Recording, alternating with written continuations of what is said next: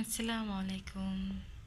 নাদিয়াস কিচেনে আরও একবার আপনাদেরকে স্বাগতম। শুরুতেই বলে নিচ্ছি, আজকের রেসিপিটা হলো পৃথিবীর সবথেকে সহজ একটি রেসিপি, যেটা খুব সহজভাবে আপনাদেরকে করিয়ে দেখাবো কীভাবে খুব সুন্দরভাবে মজাদার উপায়ে বিরিয়ানি রান্না করা যায়। সেটাই আজকে আপনাদেরকে বানিয়ে দেখাবো। এই গ্রানে অতুলনীয় এই গরুর মাংসের বিরিয়ানি।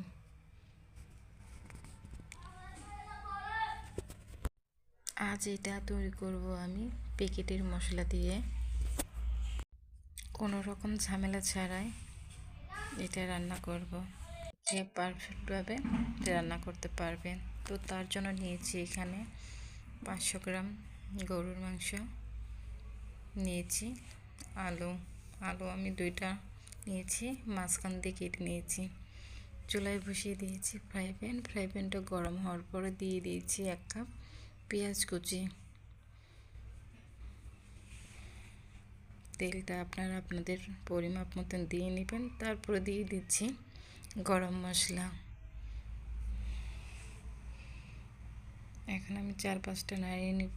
পেঁয়াজের কালারটা যখন হালকা ব্রাউন কালার চলে আসবে, তখন আমি দিয়ে দিব পেঁয়াজ বাটা, রসুন বাটা, আর দিয়ে দেবো 1 চা চামচ আদা বাটা। সবটা আমি 1 চা চামচ করে নিয়েছি। দিয়ে দিচ্ছি পরিমাপ মতো লবণ।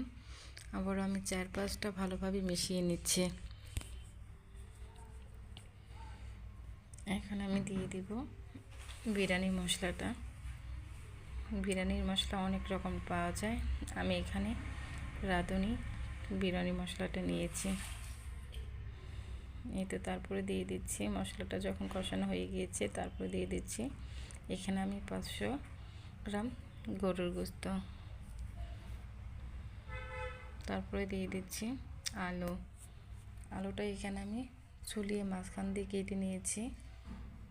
আপনারা এটা খেতে চাইলে দিবেন, আর না খেতে চাইলে এটা স্কিপ করে যেতে পারেন। তারপর আবার আমি ঢাকনা দিয়ে ঢেকে দিচ্ছি 20 থেকে 25 মিনিটের মতো, যাতে মাংসটা ভালোভাবে সিদ্ধ হয়। মাঝখান দিয়ে আমি নাড়িয়ে নেব। মশলাটা আমি আবারও দিয়ে দিচ্ছি। মশলাটা আপনারা আপনাদের পরিমাপ মতো দিয়ে নেবেন। প্যাকেটের গায়ে লেখা থাকে যতটুকু মাংস রান্না করা হয় অতটুকু। এই তো দেখুন, পানি ছাড়াই মাংসটা খুব ভালোভাবে কষানো হয়েছে। এখন আমি দিয়ে দিচ্ছি আবারও 1 গ্লাস পানি, বড় গ্লাসে 1 গ্লাস পানি দিয়েছি।